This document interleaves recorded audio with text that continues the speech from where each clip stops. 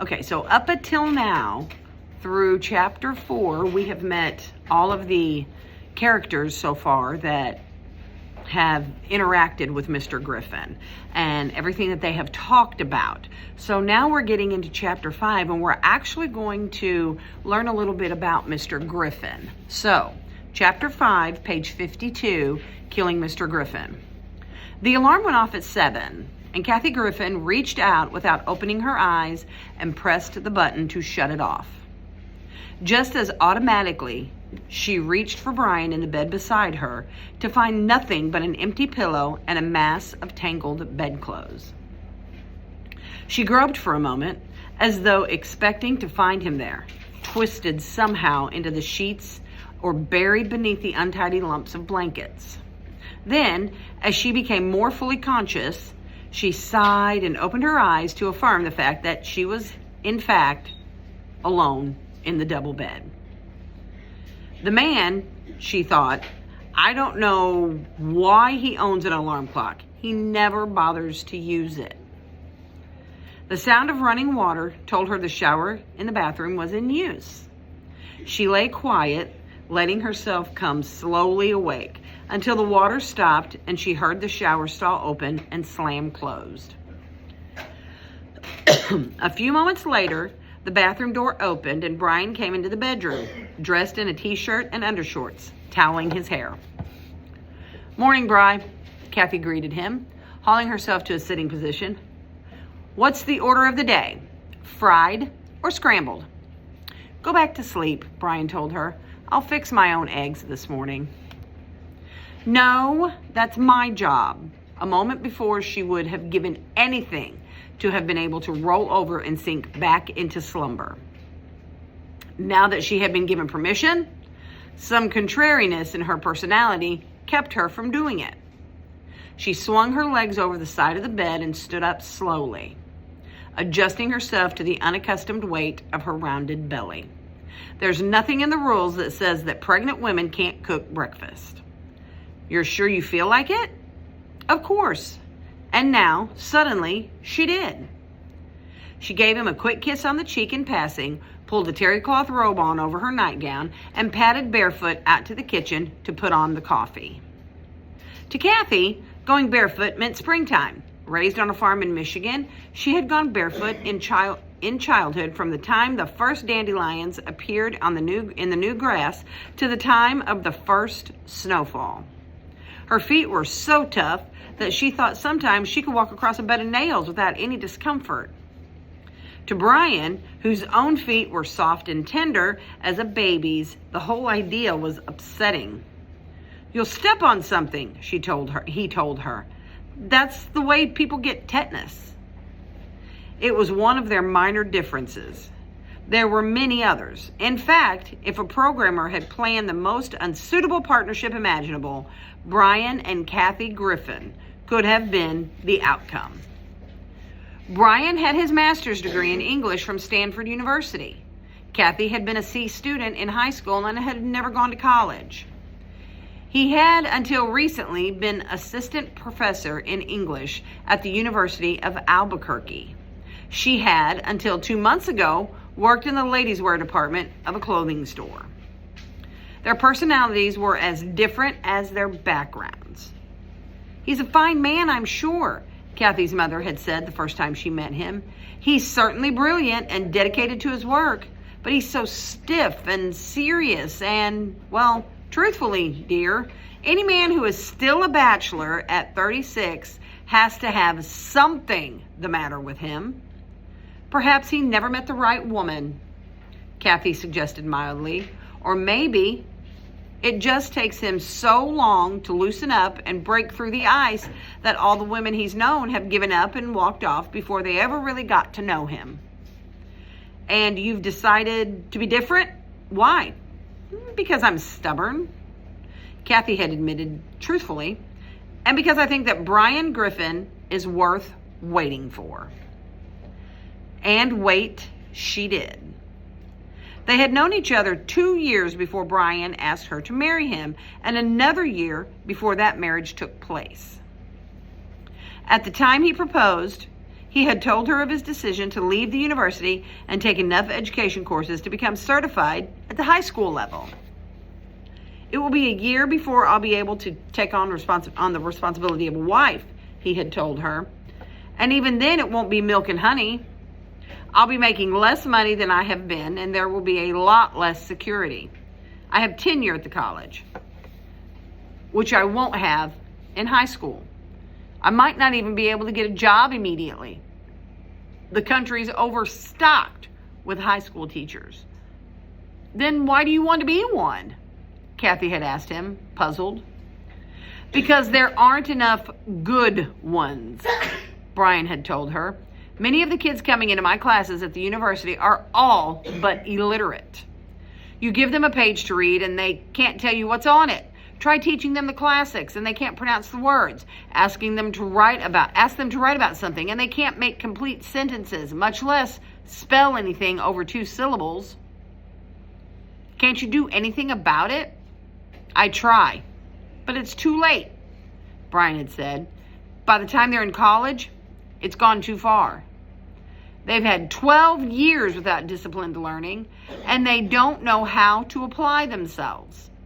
They haven't learned to study or to pace their work so that projects get completed on time. They fall asleep in lectures because they expect to be entertained, not educated. We lost a third of our freshman class last year. They dropped out at the end of the first semester. And what would you do as a high school teacher that isn't being done now? I'd teach, damn it. I wouldn't baby them or play games with them. I'd push each one into doing the best work of which he or she was capable. By the time they finished a class with me, my college prep students would be able to handle university work. And the others? Kathy had known in her heart that, during her own school years, the others would have included her. The others would graduate with a knowledge of what disciplined work is all about. That should stand them in good stead no matter what they decide to do. You wouldn't be very popular, I'm afraid. I've never been very popular, anywhere. I have an abrasive personality. Fierce dogs cower when I walk down the street and slink away to hide under porches. Small children run screaming to their mothers. Beautiful girls rip their numbers out of the telephone books and chew them up and swallow them for fear I might call and invite them out. Oh, Brian, she had burst out laughing. He was so seldom humorous that his awkward attempts at joking touched her deeply. And so, he had continued, are you willing to wait a year to be the wife of a high school English teacher? It's not a very exciting prospect, I must admit. Not nearly as respectable as being the wife of a college professor. I wouldn't blame you. I really wouldn't. His sentence had trailed off unfinished. His eyes had dropped from hers, and he had looked down to see that his hands were clenched in his lap, the knuckles white, the nails making little grooves in his palms, and she had known then how much her answer meant to him. Yes, she had said, I'll wait a year, Bri. You're sure it's what you want? I'm sure. And now, 3 years later, she was still sure. Kathy had never needed a great deal to make her happy, and what she had now was more than sufficient. Humming tunelessly beneath her breath, she made the coffee, mixed the frozen orange juice in a pitcher, put bread in the toaster, broke 2 eggs into a pan. It was springtime. Under the kitchen window, the first hyacinths were blooming. Last week's dust storm was behind them, and the air was fresh and clear and sweet. The nausea that had accompanied her first months of pregnancy was over also. She would eat a good breakfast. Later in the morning, she would go out into the yard and sit in a lawn chair in the sunshine. She glanced up and smiled as Brian came in, his hair slicked down, his hands deftly adjusting the knot in his tie. Do all the teachers at Del Norte wear ties to class? No, the riffraff wear open-neck sports shirts. Wouldn't that be more comfortable? I like a tie. It gives me dignity. He was only half joking. I got used to wearing one at the university. Why change now? He took his seat at the kitchen table and reached for his glass of orange juice. Call the pharmacy and order a refill on my pills today, will you? I'll pick them up on my way home. That'll be a bit later than usual. Oh, a faculty meeting? No, a student wants a conference. I'm meeting her at 3. It may take a while. She wants to go over some papers. Is she one of your problems? Kathy asked, adding the eggs onto the plate and carrying them over to him. No, actually, she's one of my good ones, named Susan McConnell. She's quite a talented writer, very imaginative. I had them all write final songs for Ophelia. Hers was exceptionally good. Have you told her that? Well, of course not. I don't want her resting on her laurels, thinking she's a genius. She still has things to learn. She tends to get over-dramatic, and she's sloppy about details, spelling and punctuation and such. She's not a perfectionist. She's still young, Bri. Kathy seated herself across from him. She took a slice of toast and began to spread it with jam. Most kids are sloppy. I'm afraid you're right about that. Your own may be. Have you ever thought about that? Brian Jr.? Surely you jest. His eyes moved fondly to the bulge in the front of her robe. How is he this morning? Fine and active. She took a bite of toast. Seriously, Bri, I worry sometimes about that. About your wanting him perfect and his not measuring up. He might be born with crossed eyes or a birthmark or a hair lip or something. Would you still love him? Of course. He was answering her seriously. He wouldn't be able to help those things. We'd ride with it, take care of him, get him fixed up if we could. He'd still be ours. If you really feel that way, Kathy said thoughtfully, why can't you be more tolerant of your students when they're not perfect? Because they can help it. Anybody can look a word up in a dictionary if he doesn't know how to spell it. Time can be planned so that things come in on time. There's no excuse for carelessness. The Ruggles boy, for example, came in last week with a real sob story about how he completed his assignment and the wind tore it out of his hands and blew it away.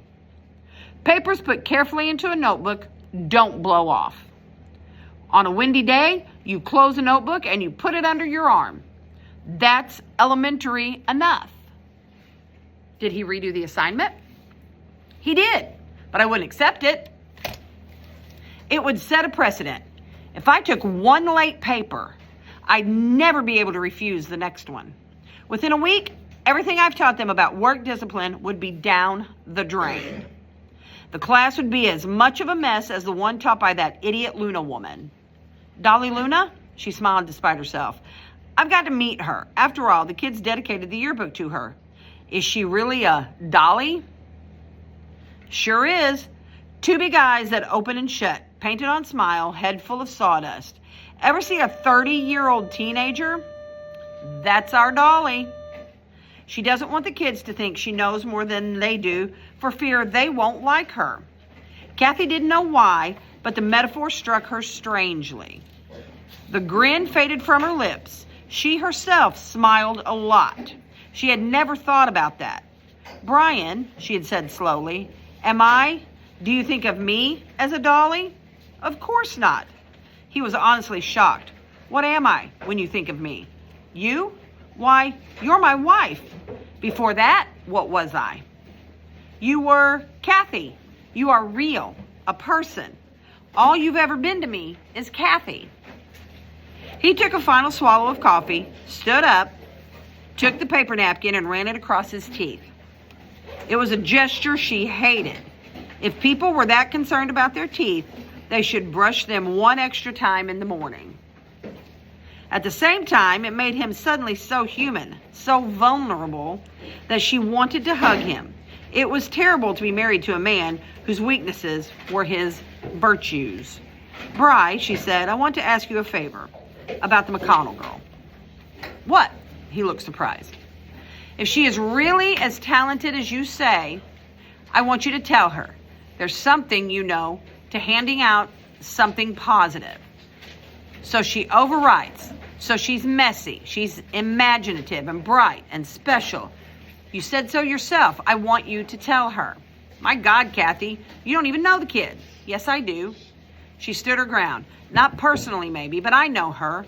What you just said to me, you are real. You're a person. You're Kathy. That matters, Brian. Tell her that. You are real. You are Susan. You are a writer. You don't have any idea how much it matters to be real. I can't say a thing like that. Then write it. Put it on her paper. Not the test paper. She didn't do well on that quiz. In fact, it's her worst paper so far. I think she's got a boyfriend. Then on another paper, on the song for Ophelia.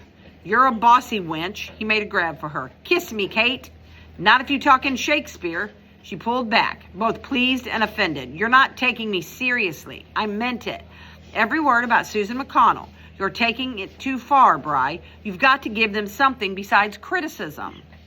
I won't tell you how to cook eggs. You don't tell me how to teach class, okay? He was leaving now, and he was suddenly angry. Her eyes filled with tears. It was ridiculous how often this happened lately. It must have something to do with being pregnant, she thought. Every time she got mad or sad or even happy, she cried. Okay, she said, trying to keep her voice steady. Have a good day. I'll phone the pharmacy for you as soon as it opens. I love you. I'll see you tonight. Okay, later. He was out the door, and for one sharp moment, she almost ran screaming after him. Come back!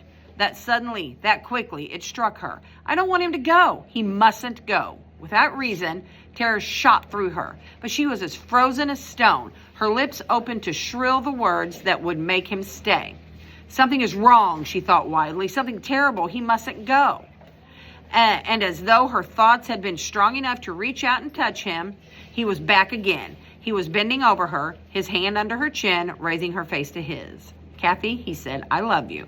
I know, she whispered, I know.